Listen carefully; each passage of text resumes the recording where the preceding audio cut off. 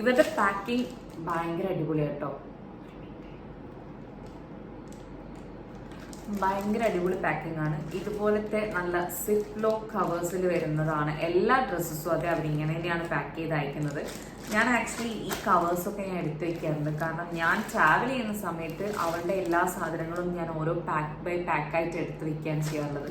കാരണം ചെറിയ ചെറിയ സാധനങ്ങളാകുമ്പോൾ, പ്രത്യേകിച്ച് കുട്ടികളുടെ കുഞ്ഞു കുഞ്ഞു ടൈനി ഡ്രസ്സസ് ആണെങ്കിലും ആക്സസറീസ് ആണെങ്കിലും കാണാതെ പോകാണ്ടിരിക്കാൻ വേണ്ടിയിട്ട് ഞാനിങ്ങനെ സിപ്ലോ കവേഴ്സിലാണ് ആദ്യമേ ചെയ്യാറുള്ളത്.